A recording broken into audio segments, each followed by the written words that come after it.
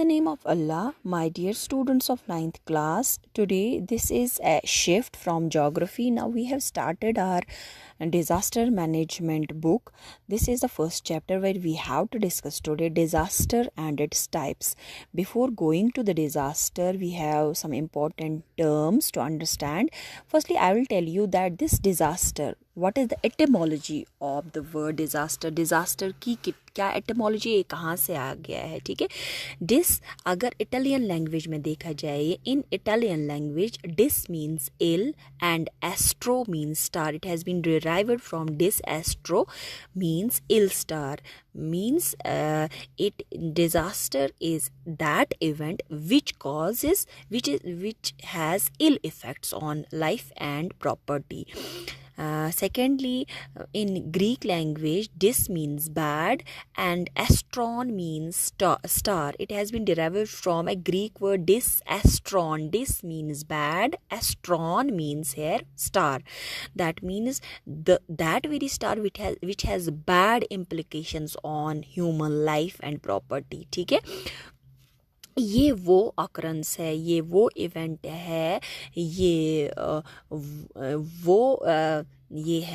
ये वो चीज़ है जिससे इंसान की ज़िंदगी या इंसान की प्रॉपर्टी पे ख़तरा आ सकता है. यहाँ पे कुछ टर्म्स है जो हमने अंडरस्टैंड करनी बहुत ज़रूरी है इस चैप्टर में. Firstly, it is hazard, any phenomena that has a potential to cause disruption और damage to people and their environment. कोई भी फिनोमिनन, कोई भी ऐसी ऑकरेंस, कोई भी ऐसा काम, ऐसी चीज़ हो जिसमें ये पोटेंशियल हो, जिसमें ये कैपेबिलिटी हो, ठीक है, उसमें इतनी कैपेसिटी हो कि वो इंसान की लाइफ को या इंसान की प्रॉपर्टी को डैमेज कर सकता है या उसके एनवायरनमेंट को डैमेज कर सकता है, उसको हम हैज़र्ड बोलते हैं. जो ये हैज़र्ड होता है, ये एक ऐसा नेचुरल इवेंट होता है, ये नेचुरली हो जाता है, लेकिन जो इसके कॉन्सिक्वेंसेस है, जो इसके रिजल्ट्स होते हैं, उसको हम हैज़र्ड बोलते हैं, डिजास्टर बोलते हैं. सपोज हैज़र्ड, कहीं पे कोई अर्थक्वेक आता है, ठीक है. अर्थक्वेक अगर हम देखेंगे, ये तब डिजास्टर बन जाता है जब इसकी कॉन्सिक्वेंसेस बहुत ज़्यादा बैड होती है. ऐसे तो ये हैज़र्ड है, ऐसे तो ये खतरनाक है, इससे खतरा है, लेकिन डिजास्टर ये तब बन जाता है जब इसकी इंटेंसिटी बढ़ के ये बहुत ज़्यादा लॉस करता है इंसान को, ठीक है. बहुत ज़्यादा खतरनाक इंसान के लिए बन जाता है, उसको हम डिजास्टर बोलते हैं. Yes, when hazard involves elements of risk, vulnerability and capacities, they can turn into disaster. जब ये डिज़ास्टर, इसमें रिस्क बहुत ज़्यादा बड़ी, इंटेंसिटी ऑफ रिस्क बहुत ज़्यादा बढ़ जाए, वल्नरेबिलिटी, इसमें बहुत ज़्यादा वल्नरेबिलिटी बढ़ जाए, ठीक है, तो इंसानों में या उसकी प्रॉपर्टी में इतनी कैपेबिलिटी ना रह पाए कि वो खुद को बचा सकें, तो तब हम उस डिज़ास्टर को ये बोल सकते हैं, उस हैज़र्ड को, उस खतरे को हम डिज़ास्टर बोल सकते हैं. ये जो हैज़र्ड है, ये कभी भी आ सकता है. इसको हम, ये डिज़ास्टर को हम प्रिवेंट कर सकते हैं, इसको हम थोड़ा सा प्रिवेंट कर सकते हैं with the help of some mitigation processes. अगर हम कुछ ऐसी प्लानिंग्स करें, ठीक है, तो इससे हम बच सकते हैं. अगर हम अपने इंडिया को देखेंगे, इंडिया जो है ये prone to various natural disasters है. जैसे कि यहाँ पे फ्लड्स, इसमें देखते हैं बंगाल में हमें बहुत ज़्यादा फ्लड्स आते हैं, ठीक है. इसी तरह यहाँ पे अर्थक्वेक्स बहुत ज़्यादा आती है, यहाँ पे सुनामी आती है, ठीक है. तो साइक्लोन्स यहाँ पे आते हैं, ठीक है. बहुत सारी ये क्या कहते हैं, टॉर्नेडोज़, यहाँ पे हम वेस्टर्न डिस्टर्बेंसेस की वजह से टॉर्नेडोज़ वगैरह, हेल स्टॉर्म्स वगैरह. तो हमारा इंडिया जो है बहुत सारे हैज़र्ड्स के लिए प्रून है, ठीक है. यहाँ पे ये सारी चीज़ें होती है, हो सकती भी है.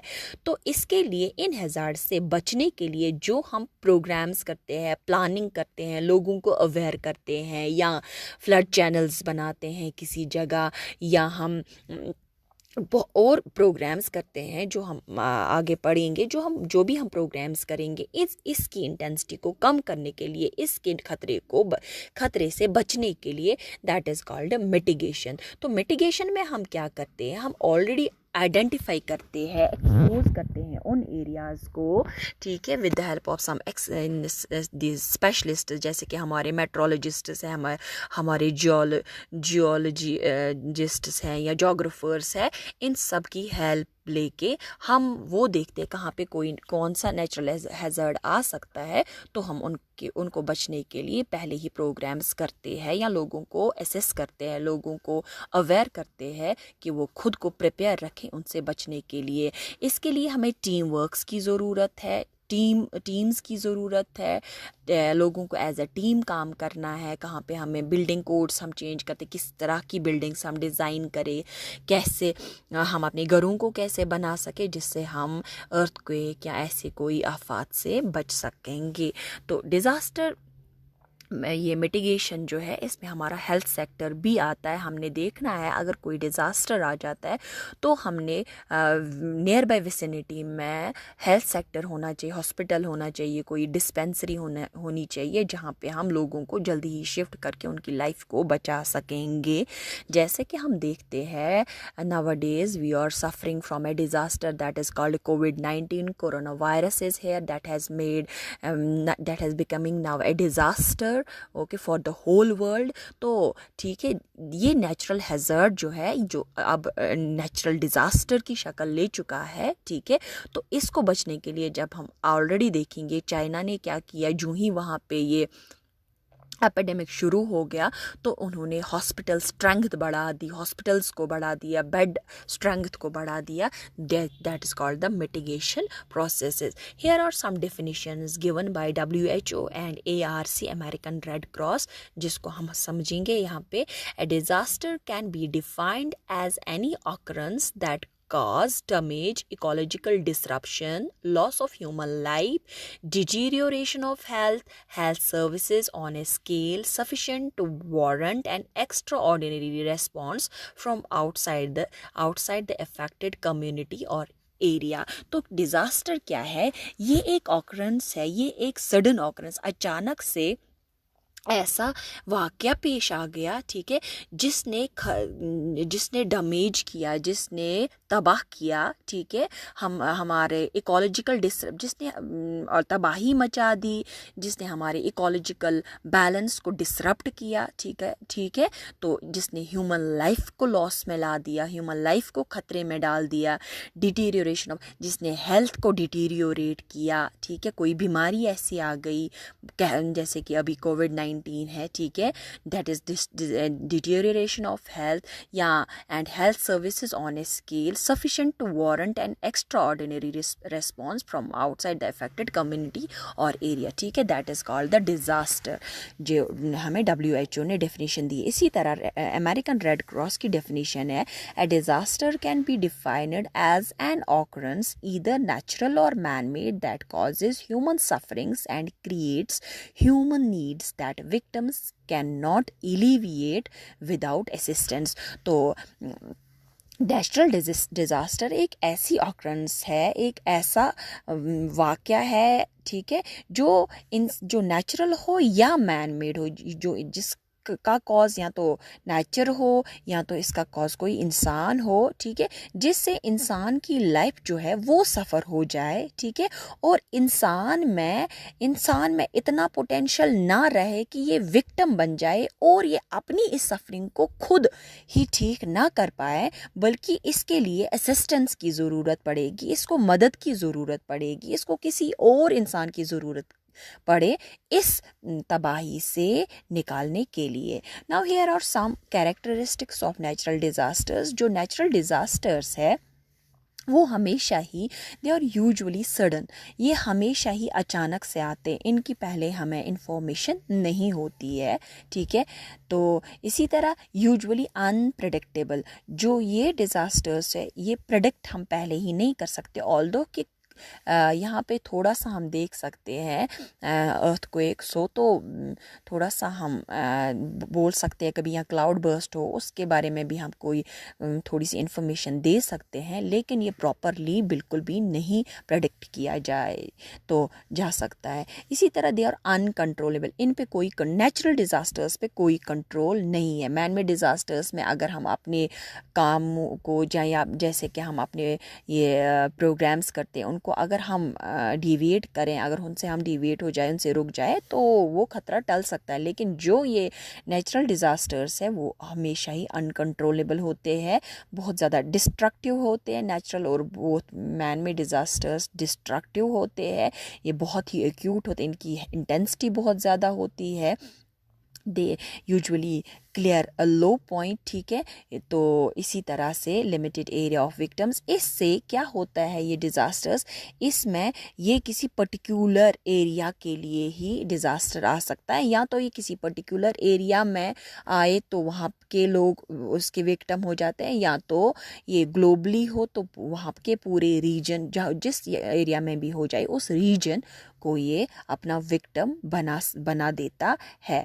Now here are some examples of these natural disasters, like you have earthquake, you have volcano, you have tsunami, you have landslides in the upper row. अगर आप middle row में देखेंगे, hurricanes are there, tornadoes, blizzards, dust storms. In the last row you have floods, droughts, wind fires, you have sinkholes. These are some common natural disasters जो आप यहाँ पे देख सकते हैं। यहाँ पे जैसे कि हमने देखा नेचुरल डिज़ास्टर्स उनको कहते हैं जो नेचुरली ऑकर हो, ठीक है, या जैसे कि हमने यहाँ पे देखा है अर्थक्वेक्स है, फ्लड्स है, ठीक है, ड्रॉट है वगैरह वगैरह।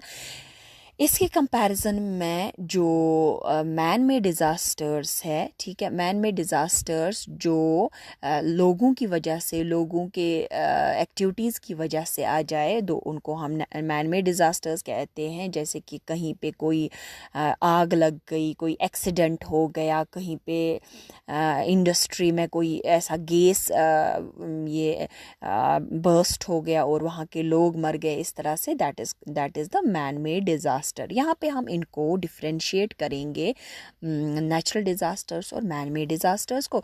Natural disasters are caused by natural forces, इसमें नेचुरल फोर्सेस रिस्पॉन्सिबल होते हैं, ठीक है। तो मैन मेड डिज़ास्टर्स जो कॉज होते हैं because of activities of man, जो लोगों की एक्टिविटीज़ उनकी वजह, that is the cause for man made disasters, ठीक है। Here the examples of natural disasters are tsunami, floods, landslides, hurricanes, wildfires, drought, volcanic eruption. These are the examples of man-made these disasters. And here hazardous material spills, explosions, chemical or biological attacks, these are the examples of man-made disasters. Steps can be taken to minimize the effect. यहाँ पे हम mitigation करके इसके effect को minimise कर सकते हैं। Can be avoided with careful planning and prevention methods. अगर यहाँ पे मैन मेड डिज़ास्टर्स को बिल्कुल ही हम ख़त्म कर सकते हैं if we do have proper planning, if we do have proper mitigation processes. यहाँ पे there are various types of hazards को आप देखेंगे अलग अलग hazards को, जैसे कि यहाँ पे geological hazards है जिनमें हमारा earthquake है, tsunami है, volcanic eruption है, landslide, dam burst, mine fire, these are the geological hazards. इसी तरह वाटर एंड क्लाइमेटिक हैज़र्ड्स में tropical cyclones, tornado and hurricanes, floods, drought, hail storm, cloud burst, landslide, heat and cold waves, snow avalanche, sea erosion, these are the wind and climatic hazards जो disasters बन सकते, जो सारे disasters बन सकते हैं।